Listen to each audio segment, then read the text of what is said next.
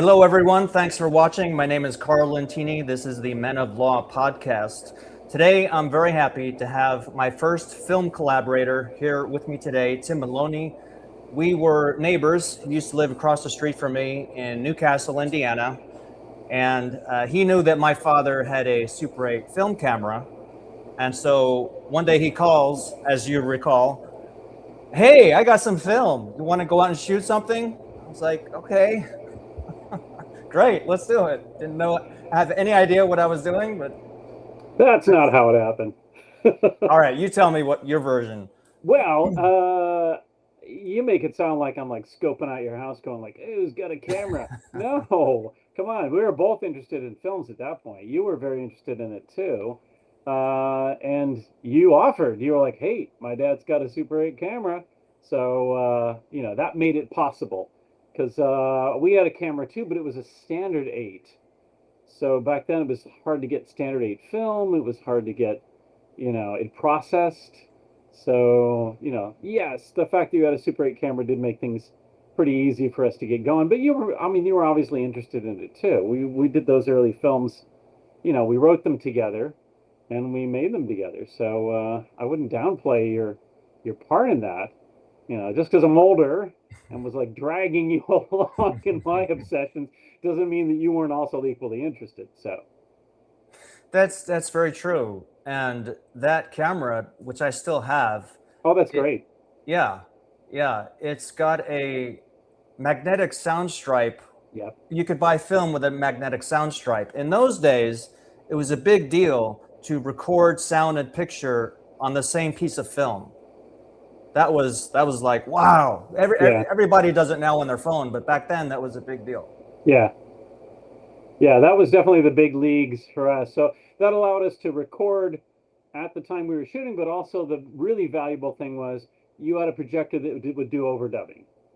So if we didn't like it and we wanted to go back or we wanted to put some music on it or, change things, I mean, I think you may remember, our fabulous mix sessions in your basement where we would set up a turntable with some music on it and we'd set up a microphone so we could do the extra line that had to go in. And then we would have to like wait and hit the button at the right time and then perform it live so that it would go on, and we'd do it over and over again until we got it right and hope that we punched out before killing the dialogue in the next scene, because sometimes we did and then we have to redub the entire scene. Right. Right. That was the way of filmmaking. It doesn't exist anymore. Thankfully. Yeah, But it was not sad to see it go. right. Right. Things are so much easier, but it Yeah. was it was a lot of fun. And I think our mutual love and obsession of filmmaking and the movies, guided us through that process.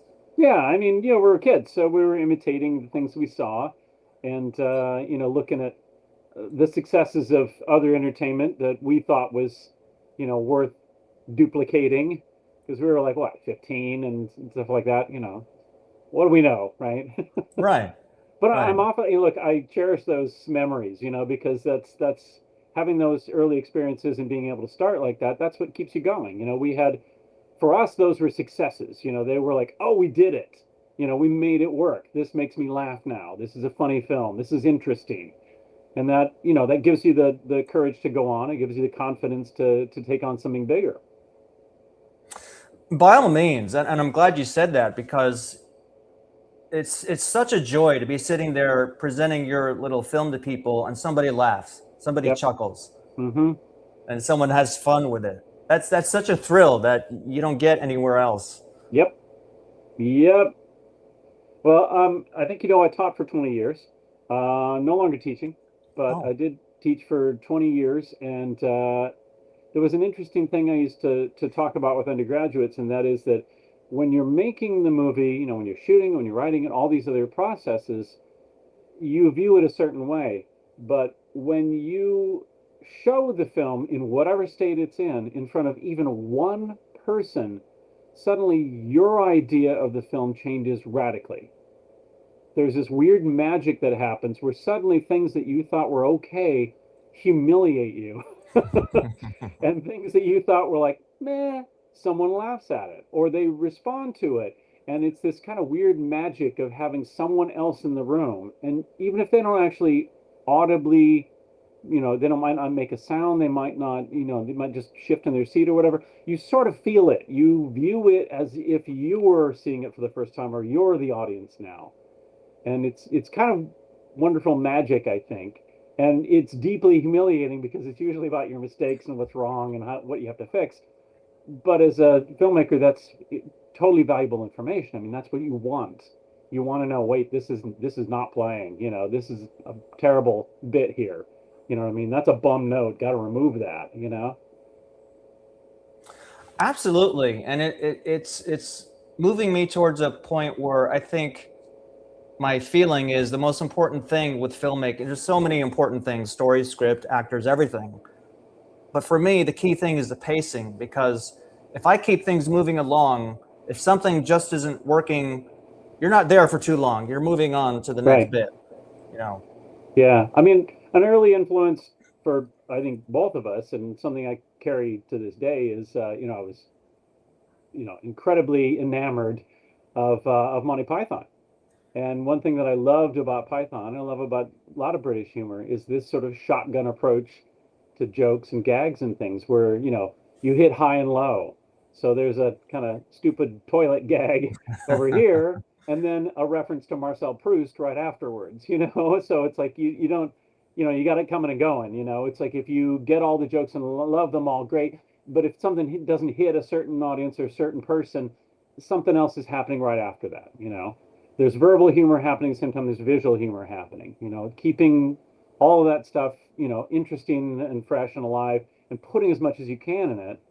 So that's why I end up being kind of a maximalist. I always try to stuff everything in as much as possible, because it's about, seeing if you can get someone to be interested. You're trying to keep, I had an instructor that used to say this, you're trying to keep butts in seats. I always think about it as I would tell my students, it's like keep the apes attention. You know what I mean? The apes have to pay attention. So, keep the apes in the seats, keep them watching. I'm the ape too, right? I'm the same way when I watch a film. So if I'm bored, you can turn it off. If you don't like the poster, you don't go see the film. It's an obvious thing that every, filmmaker has to think about. It's not crass. It's just true. It's what you do as well. If you don't think that there's something interesting in that, you're not going to look at it. Right, right.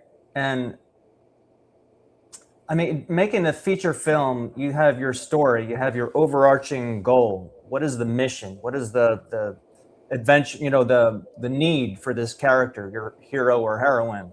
Sure. And I feel like, and this is also about the writing, if I can really focus on that, and every scene, every piece of music, every bit of dialogue serves that grander purpose, then if I've hooked them in the beginning, I'm pretty much going to carry them through, because they want to see, how does this end up?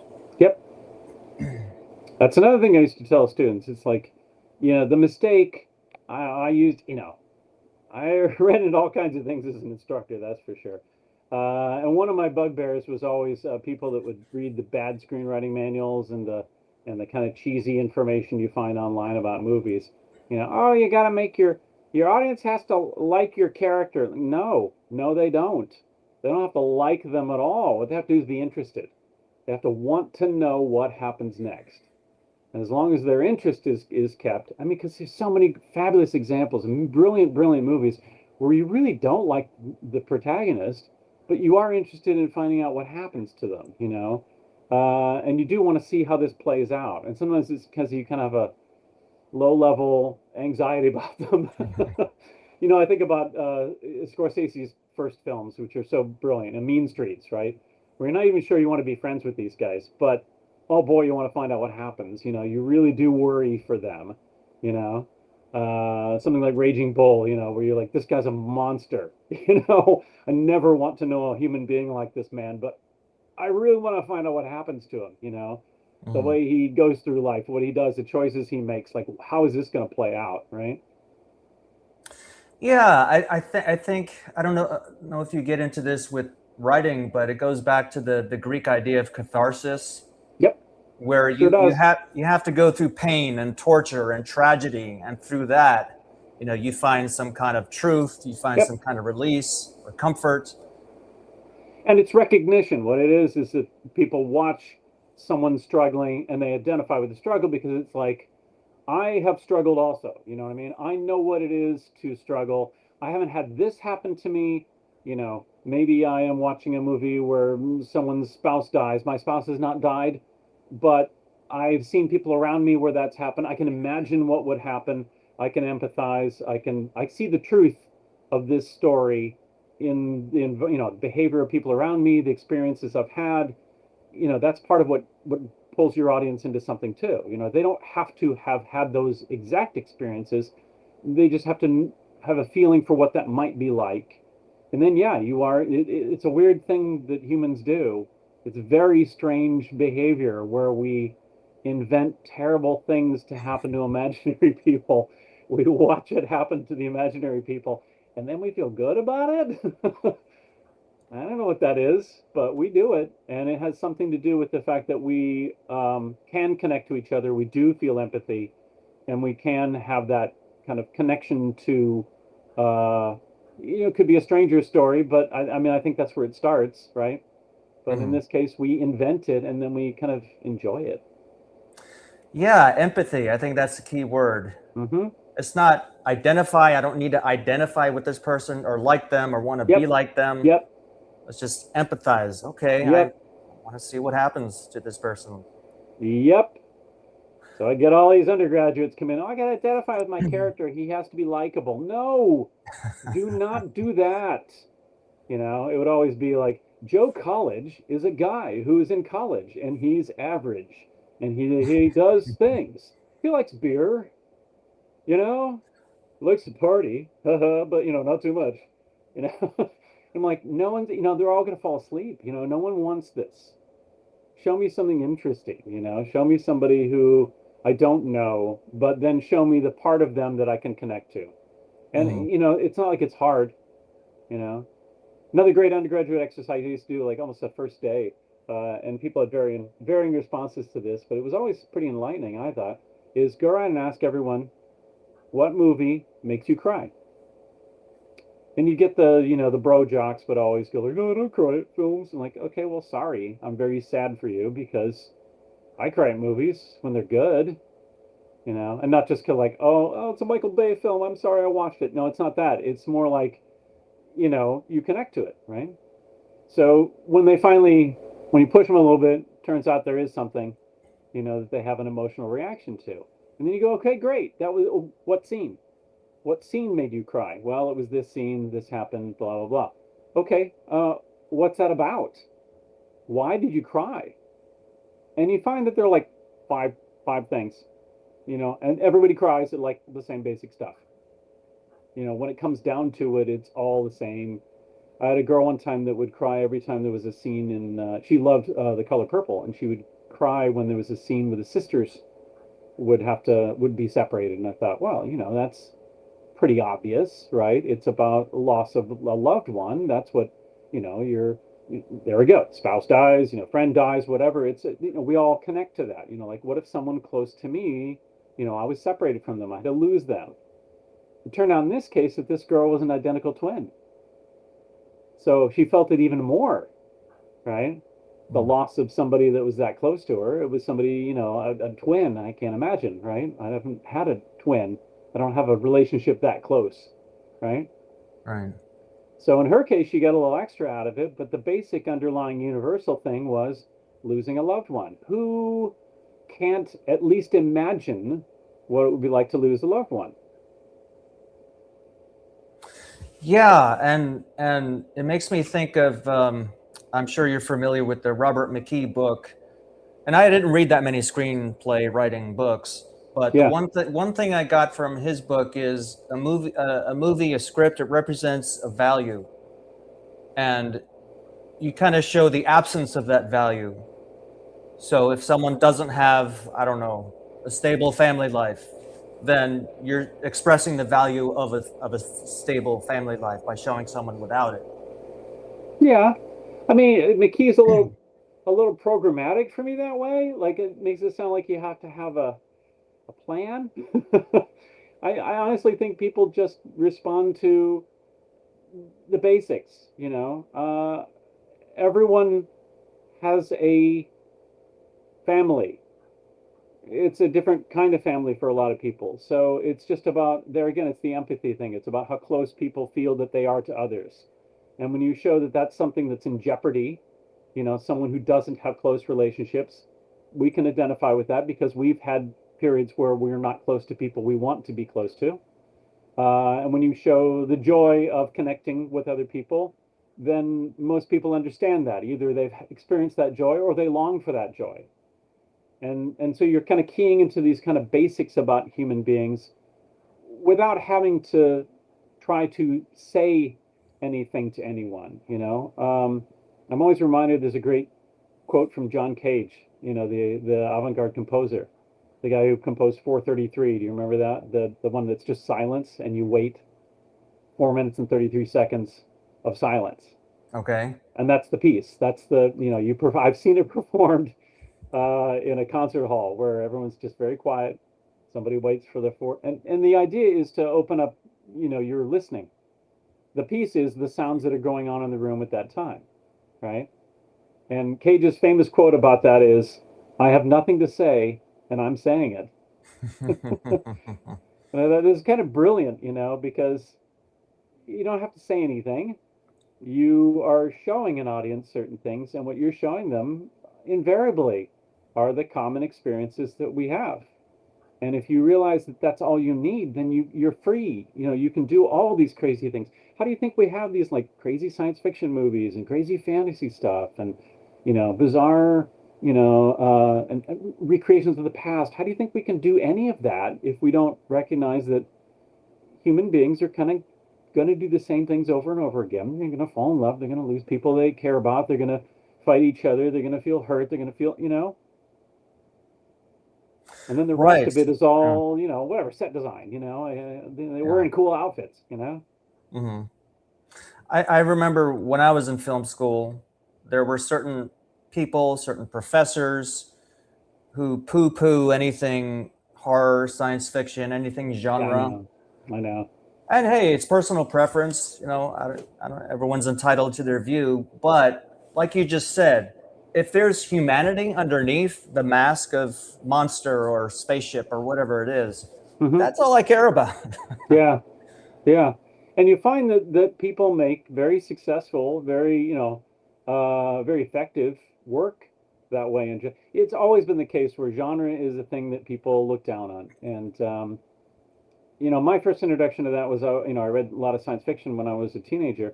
And, first year reading about, rockets and robots and things.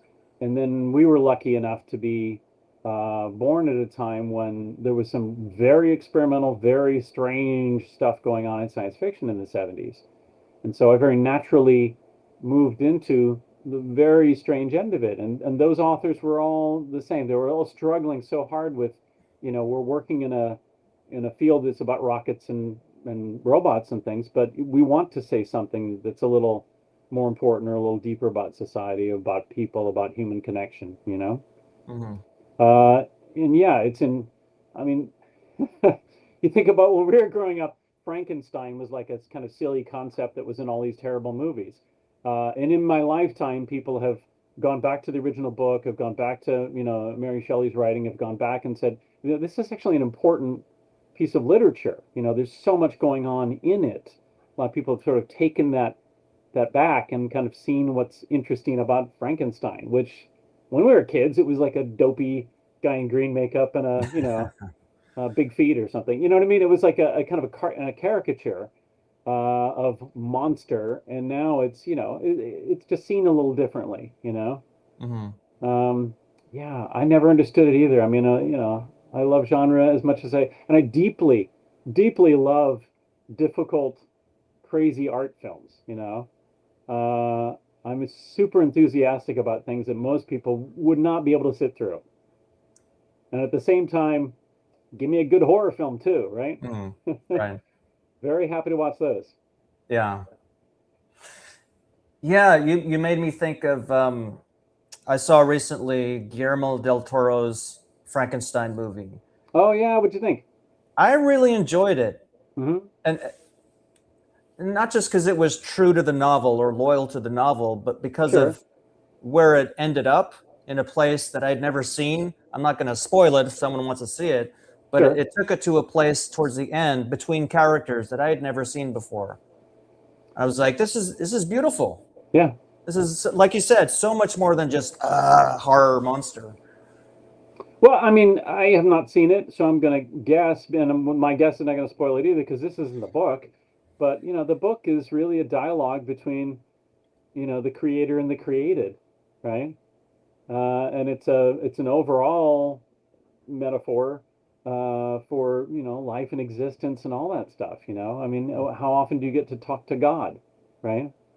And have God answer, which is, a major theme in Blade Runner, another science fiction, kind of fantasy movie that, can be easily dismissed as being part of a genre, but has been redeemed over the years because of these kind of deep questions that are in it. Mm-hmm. I mean, I love that. I love that, you're going to make what you think is a crapo horror film, but you stick something in there, get something good in there. Why not? Right? Yeah. So I still remember to this day some of your ideas you had working on way back when in the old days. Do tell, because I may have still worked on them. I'm still dying to see. I don't want to spoil it if you don't want to talk about it. Talk away. A girl being chased around by the head. Oh, wow. That's interesting. Yes, it was just an image. And I would draw pictures of the image and try to figure out. I mean, in the interim, I realized that I was unduly influenced by the giant head in Time Bandits, right? And so I think I was just kind of, whether I knew it or not, I was kind of channeling the giant floating head from Time Bandits. The giant floating heads, of course, show up everywhere in science fiction things too. I mean, there's a great one in Zardoz too, if you've seen that.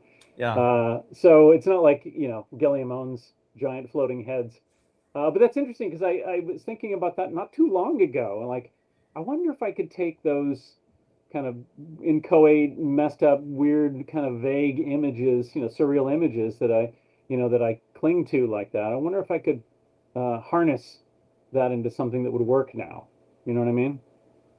I think you probably could, because my theory is whatever that initial spark is, even Yeah. if it's just an image, Yep. a girl in a big being chased by a big head. Yeah. That's the beginning of it all. Capture Could be. and develop that spark, and it'll take Yep. you somewhere. There she is. There Mm. were fireworks last night, and so the air quality is bad. And this one, of course, the minute you wake up, this one jumps out the window or the door. And she's little. She doesn't need to have her lungs destroyed by firework smoke. Mm. What is her name? This cat's name is Rocket Rocket. because she runs around like a rocket. I don't know. Some of these cats, you just look at them and they give you their names eventually. So, no, yeah, I agree. Yeah. Yeah, she and Nice. her sister we fostered when they were 1 day old. So we bottle fed this one. Hmm. And And what is her sister's name? sister's name is Echo. Echo. Echo. And I don't know why she's Echo. I mean, I don't know why they get named any of these things. They just sort of like, you look at them, you try names out, and none of them work, and eventually you just say a word and it kind of fits. Hmm. And then you can tell because you start using that name. They all have like a million names anyway, don't they? I mean, bringing it back to creativity, Yeah. I think you're touching on something powerful because Yeah. writing for me is discovery. Yep. You get an idea and you start developing it and you see where it takes you, Yes. you know. Well, and also, I think I was probably in high school when I heard that when I started looking into. Thank you, kitten.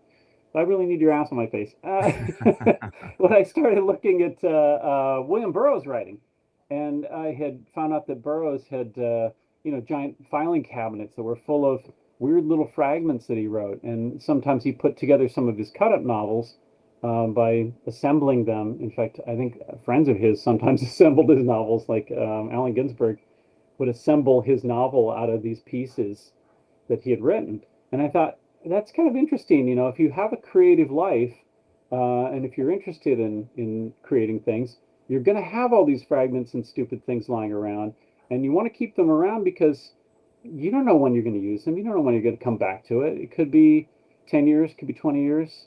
Maybe you'll never figure out how to do it. You know what I mean? Maybe you'll have that giant floating big head that you never figure out what to do with it. But that's fine. And you can keep thinking about it, and you can keep whatever you responded to, whatever you connected to with that image. Maybe now that I'm older, I can approach that material. You know, maybe something that I had a gut instinct about when I was 25 and thought this would be great. I wasn't ready to write it at 25, and not, wasn't ready. It sounds really cheesy. I wasn't good enough. I didn't have experience.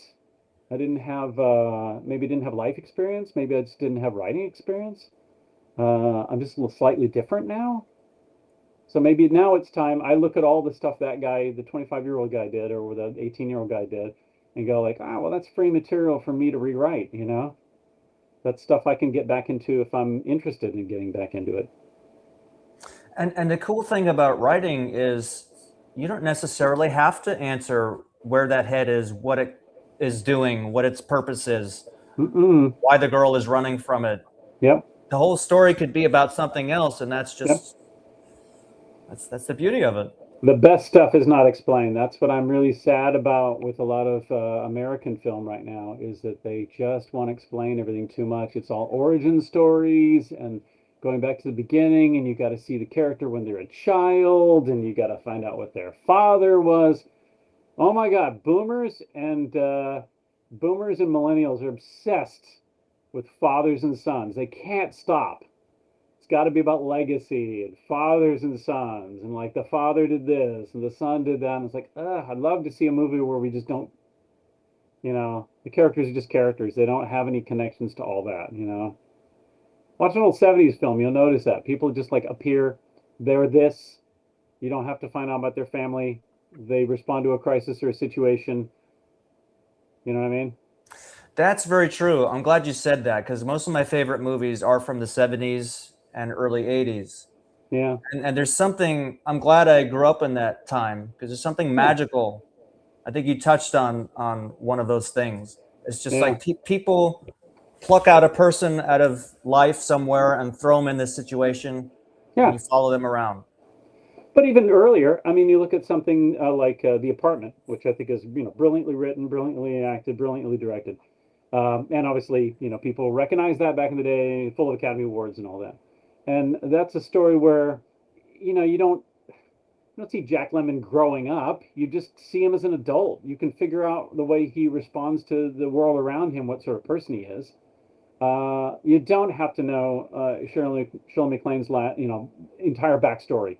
You don't have to see her attitudes about herself or from when she was 10. You just start, and you can fill in the blanks for as much as you need. You really want to see what happens to these people now. And there was an immediacy about cinema in the 70s particularly, that comes out of all kinds of societal changes and things, but also just the direction of art at the time. And that immediacy went all the way down to the way things were shot and the way that stories were presented. A lot of times you're just thrown into it, right? In media res, as they say. It's always the best, is to just put people in the middle of it, let them figure it out. I mean, the best science fiction was always that you just start showing people's regular lives in this kind of weird situation that you've never seen before. Yeah, and to know about the character, you have to watch what they do, watch how they react. Yep. Instead of hear their family background. Yeah. And the talk, right? I mean, that drives me up the wall. You got to explain everything. Well, back in 1920, what happened? I don't know. He's like, no, just show me some stuff. Show me like the way that people act. Well, you mentioned Blade Runner and earlier, and it's a perfect example of what you're saying, because it's a beautiful film, shot beautifully, well acted. And the very first time I saw it in a theater, it had the narration. Yeah. I was like, whatever, nice looking movie, not really into it. Yeah. When I saw it without the narration, I was like, "Oh man, this is the greatest movie!" Now it's a movie, right? Yeah, Yeah, yeah, I had the same experience. And I saw it I think when it came out, maybe at the drive-in. Remember the Skyview drive-in? yeah. Ugh. I think I saw it there and like, well, yeah, you wanted to see Harrison Ford. He'd been in Star Wars, and everybody loves Star Wars, right? And you're like, oh yeah, he's another science fiction movie. This is cool. Philip K. Dick, I'd read a little bit at that point, so it was like a cool idea. What's going on? You knew they were doing this detective thing, but God, they're talking through the whole thing. And then, yeah, when they started showing those director's cuts, I caught one at the Noir out here before it been released as a director's cut. It was like, oh my God, this is actually, now I know why people were talking about this and why they still like it and why they wanted to see this version of it. I think I saw that same screening at the New Arts. And they have, yeah, it played like a week or something, remember? Yeah, Yeah, exactly. And it did have a little bit of narration right at the end, but it was right, appropriate, you know? right. It was like they Bill, felt like they needed to cap it off or whatever, but yeah, yeah. And I think they used some music there that was later changed. So there's right. like multiple versions of director's cut. Exactly, yeah. They kept going back at it. Yeah, yeah. Yeah. So tell me about your film projects, short films, feature films. Which ones? So we start at the latest and go backwards, I guess. Sure. Yeah, the last one, which I'm still trying to figure out how to get distributed, and it's just in the air, up in the air. I mean, and I don't know. I honestly don't know what to do with it. Is a narrative feature. That's the one you saw, The Faculty. Uh, and the story about that's kind of interesting. When I was teaching, a colleague had been going to film festivals, and he noticed that a lot of people whose films he liked, like the Korean film director Hong Sang-soo, he realized that these guys would teach at film school, and they would make the films while they were at the school, very often with students helping on the crew. And you gotta, it wasn't like the students would be, the DP or anything. It would be like the students were invited to learn under the DP or learn under the sound person, and that they would have, certain funding and certain access as a result of that, is making it into a teaching exercise. So he spent, oh God, maybe 8 years kind of setting this up at our school, where we would do a program where we would have, and that did mean that we would have access to a certain amount of funding, not very much, but some funding. And of course, whatever equipment we could get from school and things, to make a film, and then have students be the seconds and the assistants, and the kind of a rotating, kind of a little rota there, and you go around in different positions, which is a class I would have probably murdered people for when I was in school. I would have absolutely murdered somebody in order to get a spot on something like that, because it's real production. It's a feature. And you're learning under people who are, they're ringers. You brought them all in from the industry. These are people that have jobs doing the very thing that they're demonstrating for you. So they're connections, they're work connections too. So he spent, like I say, a long time working it out, and he did the first one. And so he's still in post-production on his first one, and he said, it's your turn, which I'd been kind of waiting and salivating for the entire time. Unfortunately, COVID hit. So we were, everything was in mothballs for like a year. We had to put everything on hold for at least a year until a vaccine came out. And then on the condition that we, had everyone vaccinated, and, we were working with SAG at that point too. So SAG had a lot of rules and regulations. Could have gone non-union with the cast, but we deliberately went SAG so that we could have it, and again, a teaching opportunity, teach students how to deal with SAG, the importance of the unions, how to work with them, even with. Have you dealt with SAG a lot? I dealt with them in the past. SAG are like mobsters. They are the worst. They will come shake you down. They will threaten you. If you're a small, like a little guy on the bottom end of it, man, they are mean to you. They are horrible. And at the same time, I'm going to tell you with the same breath that I'm a super pro union supporter, and I am so glad that SAG exists. They treated me terribly, and I do not appreciate the mob tactics. But man, if there were no SAG, we would be in real trouble, right? Because everything they stand for and everything they try to keep from happening on a set and try to keep from happening in productions would absolutely happen if they weren't keeping an eye on it. You know, they are the only, and I sometimes wish the other unions were as strong as SAG in terms of, you know, they will walk out on you the minute something doesn't go their way, right? Mm.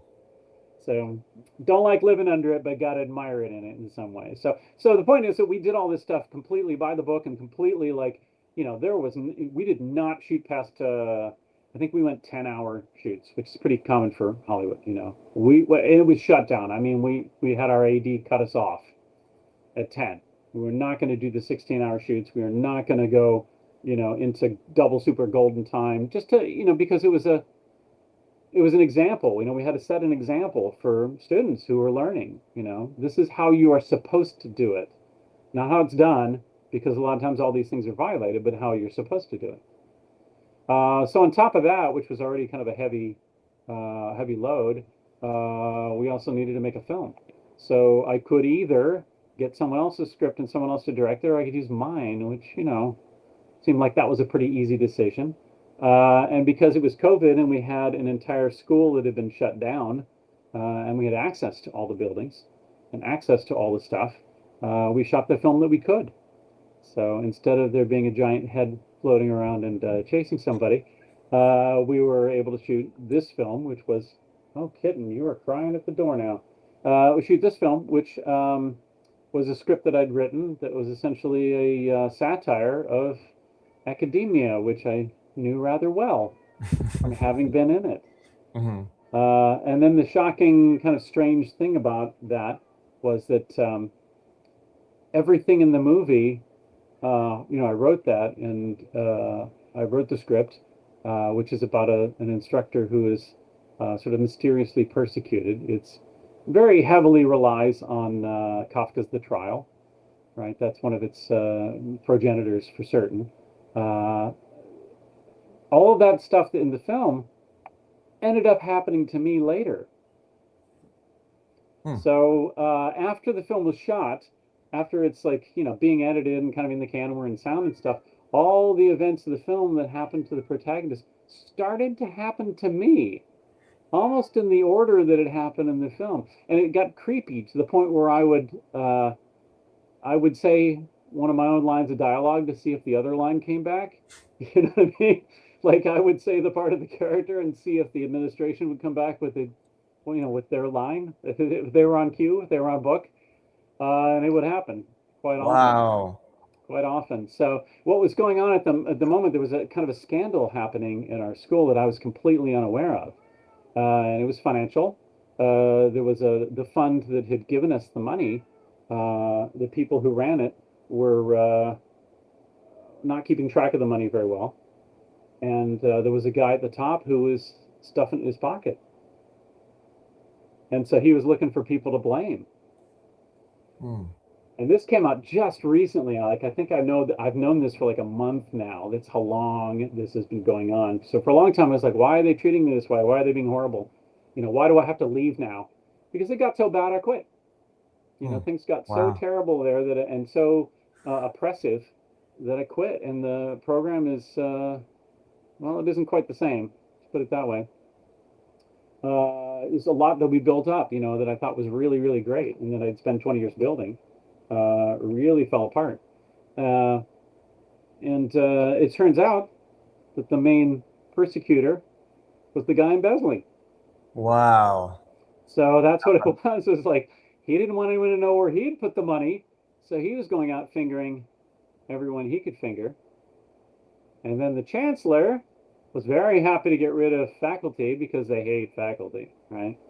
They hate anybody who's got a full-time job. Really? Oh yeah, yeah. They want everybody to be an adjunct because adjuncts are cheaper. They don't pay the union stuff with the adjuncts. They don't really pay. They just don't pay a lot of stuff. Do you know how much you make as an adjunct now? It's really low. I mean, you could be given, I'd say, $5,000 for a semester. A semester. A semester. Wow. So that's 16 classes. How many hours? Prep, your travel time, unless you do it online, right? Wow. And $5 grand. And And I can live on that. this is the UC system? No, it's everywhere. Sometimes private schools are worse. The UCs, I mean, state schools are capped. They can't offer you less, but private schools can offer you whatever they want to offer you, and they don't really do more. So this is what you hear about, like, adjunct professors living in their cars, literally.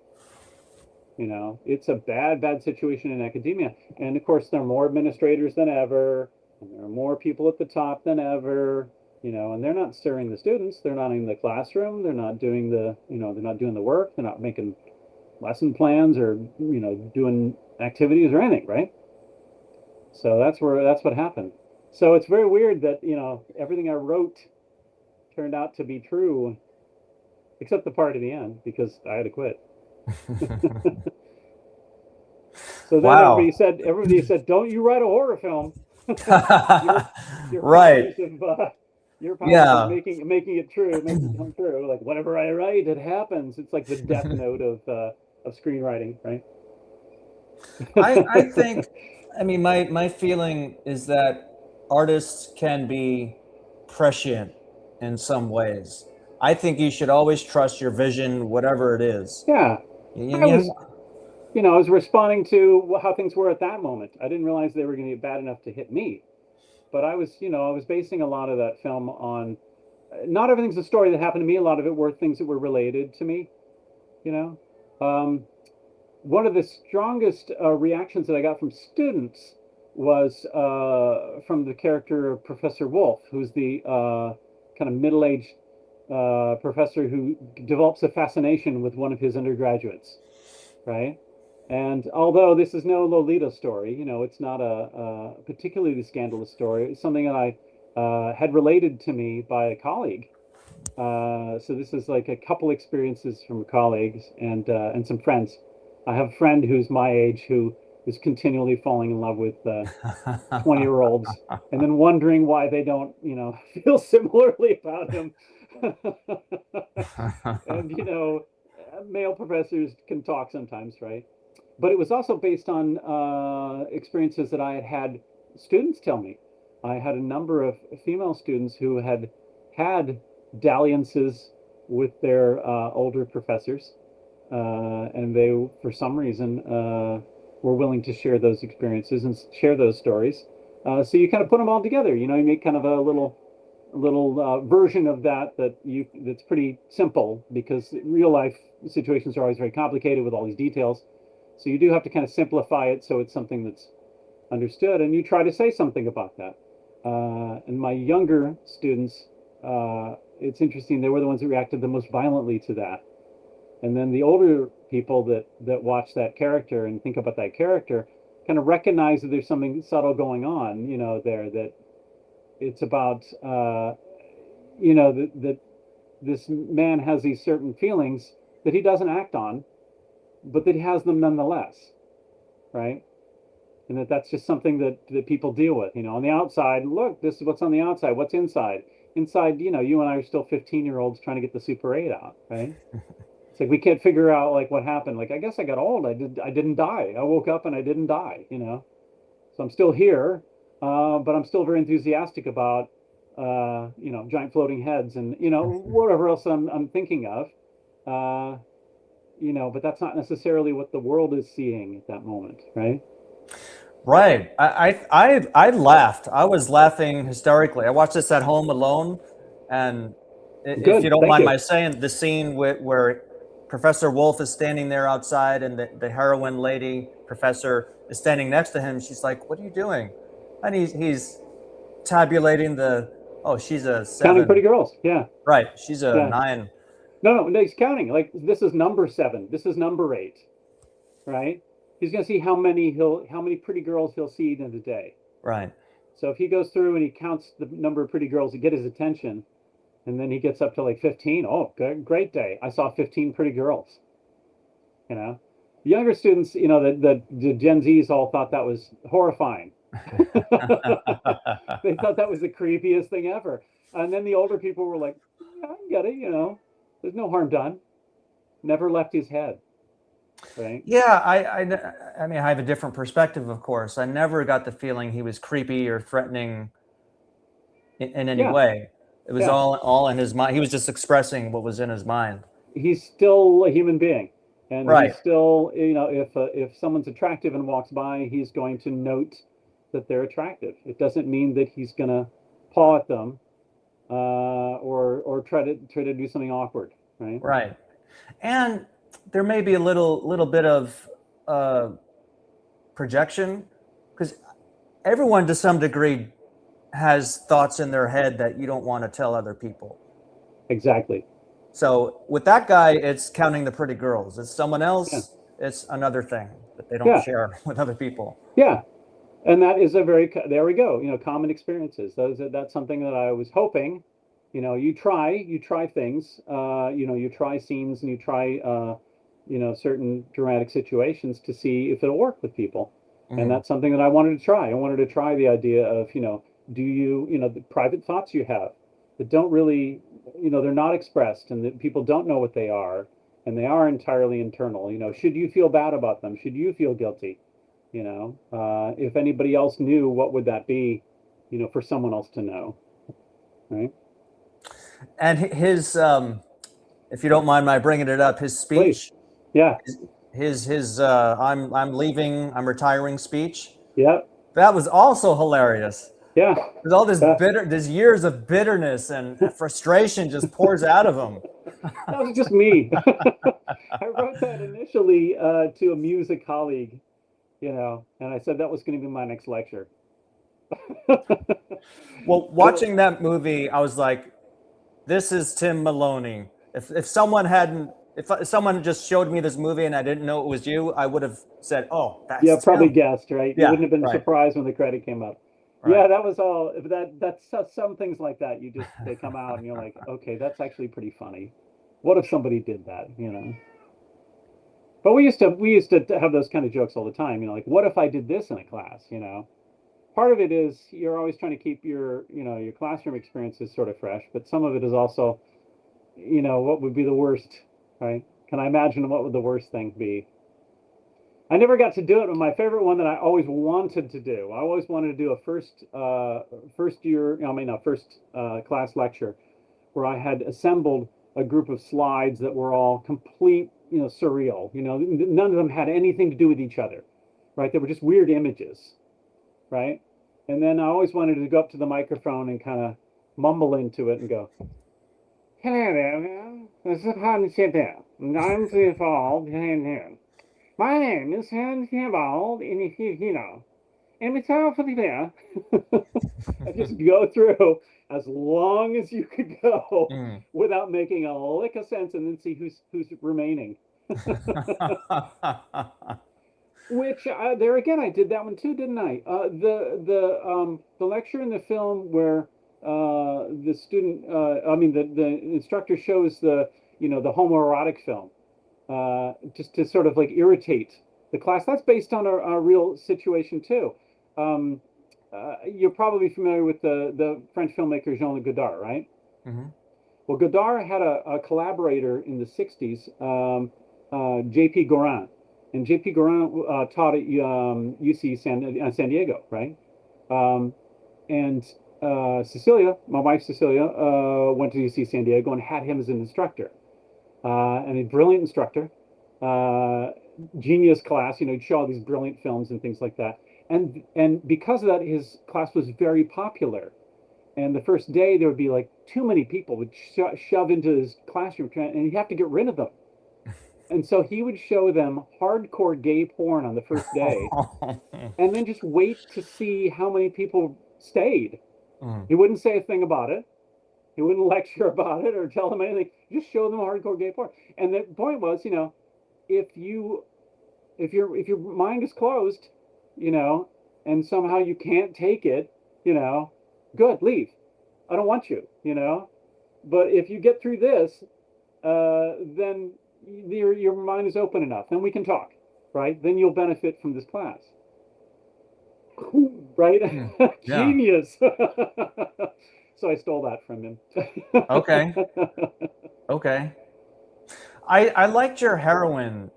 Not that Yeah, not that the point of that character was for me to like her, to be likable, like we talked about, but yeah, she was very common sense. It was, you guys all tell the same stories, have the same things happening.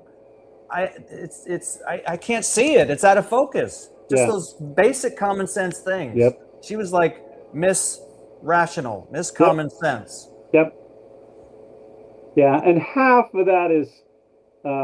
half of that's how I used to be in the classroom. So my students were doing a little, they're having a little Stockholm syndrome for those scenes, right? Because I would do that. Very similarly, I amped it up for the movie, obviously, and Lisa does a great performance. Lisa understood.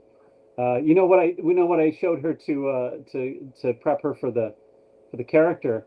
I made her watch Patrick McGowan in The Prisoner. Okay. Yeah. So, that whole like just how strident he is, and how like forthright he is about stuff, Mhm. you know. We want information. You won't get it, you know. So I made her watch that. I'm like, that's what we're going for, Right. Okay. Was that strident because I thought, let's take that, which I think is a commonsensical approach to work, to be very honest and to be very straightforward about it. But let's push that too and see where that gets us, in terms of comic potential, but also, yeah, maybe you do feel a little bad, maybe it's too much, like you said, maybe I don't want to know this person, right? Mm-hmm. So that's all about kind of just let's see what happens if you push it a little further. It gets more interesting when you do, right? Mm-hmm. You don't want to make a movie and say this is how it is, this is how it should be, I'm right. You want to say what are the possibilities? What happens when we push a little too far? What's the point at which, you know, it strains your ability to, you don't want to always like your characters. How are you going to get tension if you do, right? Right. They make the right decisions all the time and they're always good and they're always, Mm-hmm. you want to be going like, oh, don't do that. Oh, don't say that. Oh, please don't. Oh, he did, Yeah. Now what? Right? Mm-hmm. I love that. Yeah. I try to capture that in my writing. If I'm writing and I have the answer all the time, Yeah. then the character does, then the audience knows, and then they get Yep. bored. I want Yeah. to throw things at them, turn their world upside down, so they're like, Yep. "What the hell do I do now?"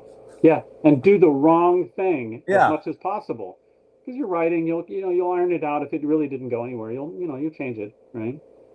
But audiences love it. Audiences don't want to feel that way. I mean, you think about. I mean, if you've ever had the supreme joy of watching like a cheap horror film in a down market theater in the city, where you got people yelling at the screen, don't go in there, what are you doing?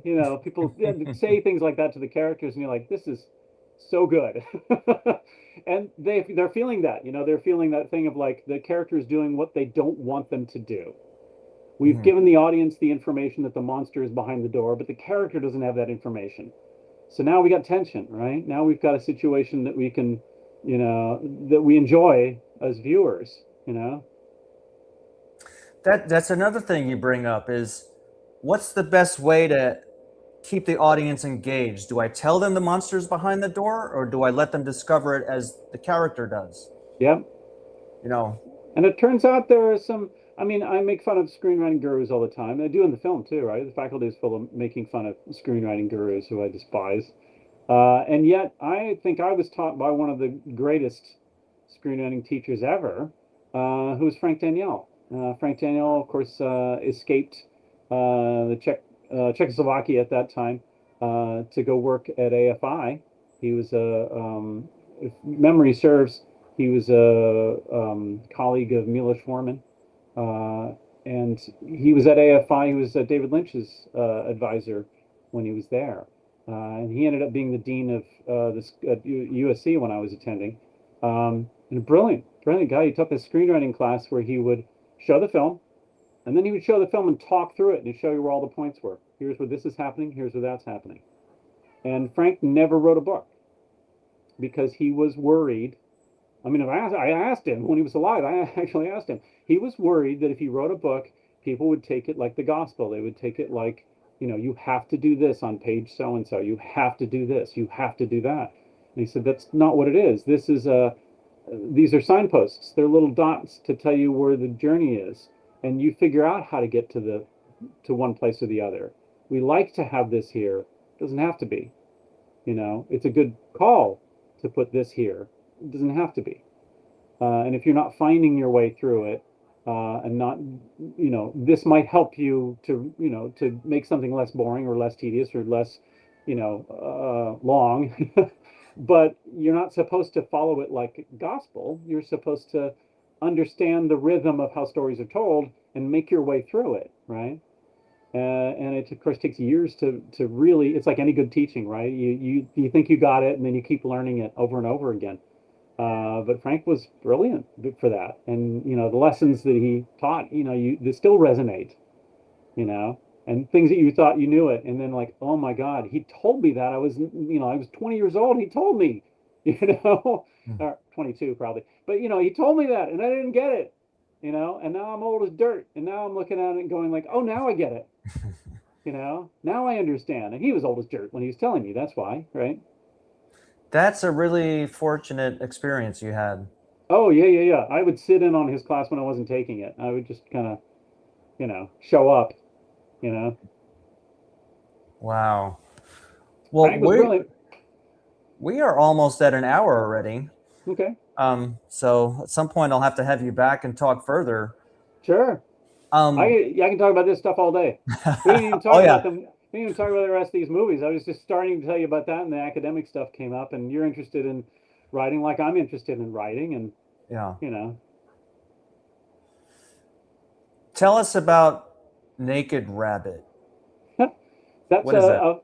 Naked Rabbit is just a funny set of words that I put together back in, I think, it must have been 91, 92. I was still at school. And I was working on my animated film that I did as kind of a final project. It wasn't really, I kind of made it into a final project.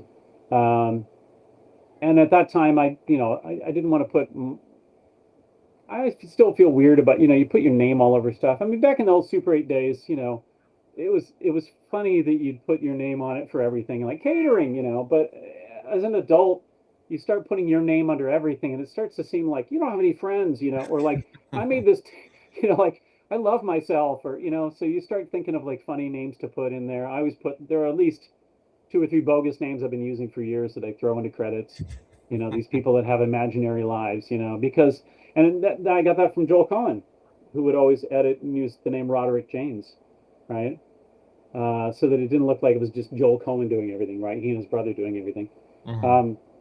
So I made that name up, Naked Rabbit, as a production company name, and I did that because my girlfriend at the time had a much younger brother.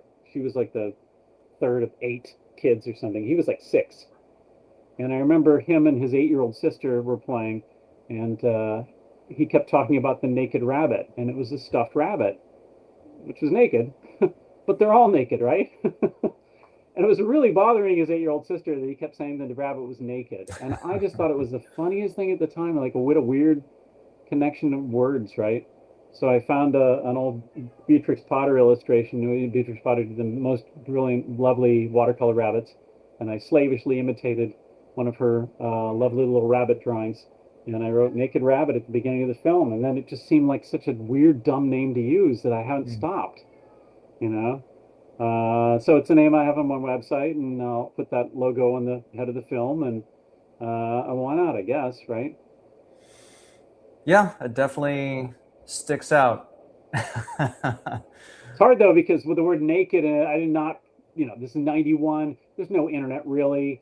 I didn't realize people are going to, like, spam filter the crap out of that, and, like, my mail doesn't go through, and people's mail to me doesn't go through. Naked must be porno, no. It used to be a funny word, Well, in the description of this podcast, I'll put the link to Naked Rabbit. Thank you much. What is the full URL? Just www.nakedrabbit.com. Okay. It was easy to get back then. Right.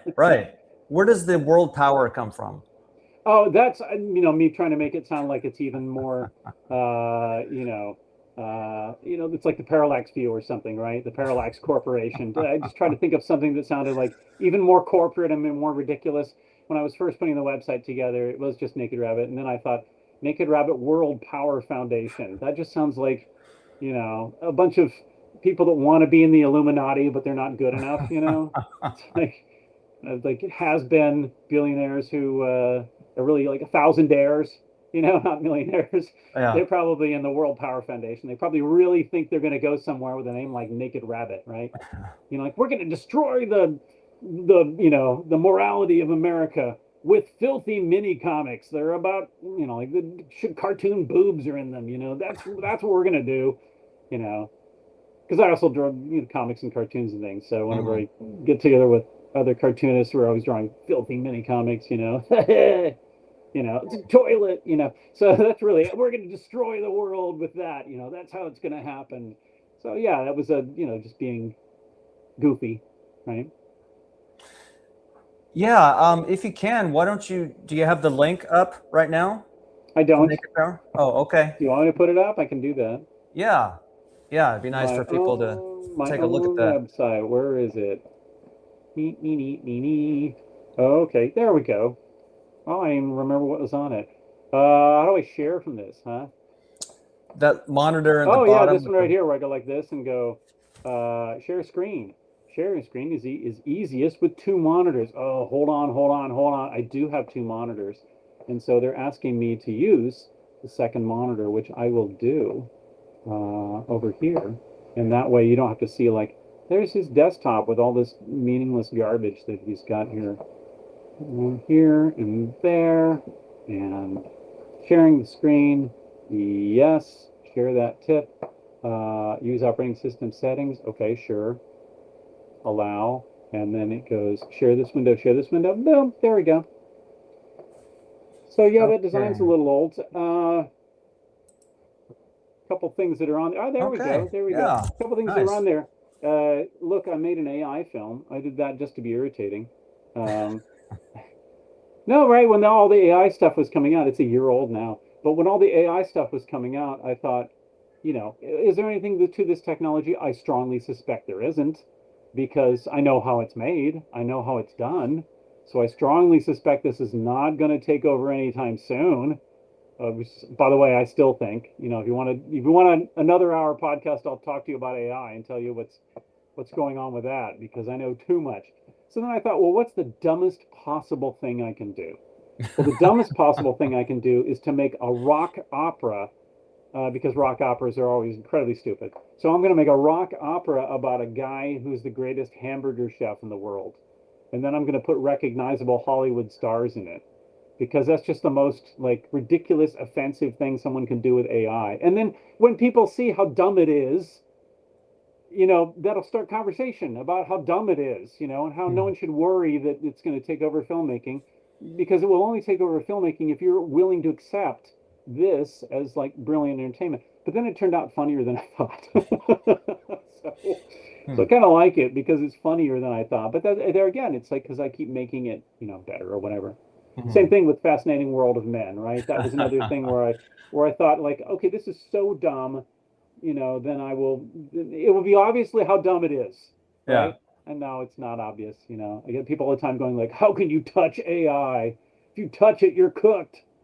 No, that's not true. Well, it's a tool. That's the way I look at it. It's just another tool that we have. Yeah, and if you make slop and garbage, then you made slop and garbage. I mean, you could have made slop and garbage with anything, right? Right. It's a plagiarism machine. No, it isn't. Like, you don't know what you're talking about if you say that.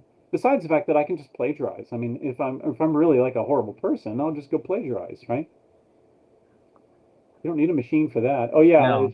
The Charles Schultz group got on me for that one. Yeah, they made me take that down. I love Schultz. I just was at the Schultz Museum not too long ago. It's a great place. So that was the Charlie Brown face? No, it was that. And just because they recognized that thing right there, they were like, you take that down. I'm like, okay. Huh. So I just put it up on another site. It's out there still, yeah. What was this? Oh, yeah, and more AI nonsense, right? I did a bunch of these little AI shorts. But then, these are other weird filmmaking experiments that I did. And here's a little bit from the Millionaire film. We didn't even talk about that. It's a documentary I made about Tony Millionaire, who's a cartoonist. There's some Okay. older work. Look, there's the Ape music video, and that's a record that I made with two other guys. These are back then. And, I just the site becomes kind of a repository for things when they're completed. It's not chatty.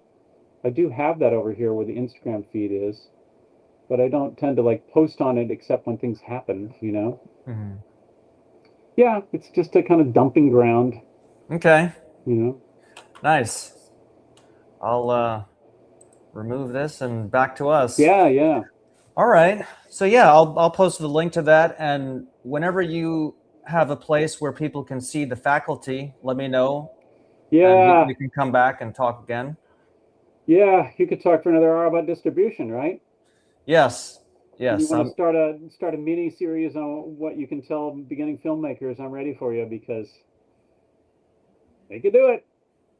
It's not pretty. Mm. Not pretty at all. And lots of bogus garbage information out there about it too. Yeah. Yeah. You know We it. can. You know it. You've been in the middle of I'm it doing too. it. I'm doing Yeah, it. you're doing it too. You know it. Yeah. Yeah. Pretty Yeah. much We everything they can. tell you is true is not true. So Yes. By the way, I do have a release date for my movie now. excellent. August 18th, TVOD. Nice. So for people who don't know, what is TVOD? TV on demand. Yeah. That's There's what it is. TVOD, AVOD, SVOD, all this. TVOD, AVOD, SVOD. Yeah, I'm doing some work for a distribution company right now, and I have had to learn a lot of that stuff. Fast, free ad supported television. So yeah, distribution's crazy. Yeah. Yeah. Yeah, that's a whole nother podcast. Sure is. Yeah. Well, it's been a pleasure, Tim. I Yeah. definitely want to do this again. Yeah. So thanks for coming on today. Yes, please. All right. Stay on. I'm going to end. Thanks for watching. Thank you.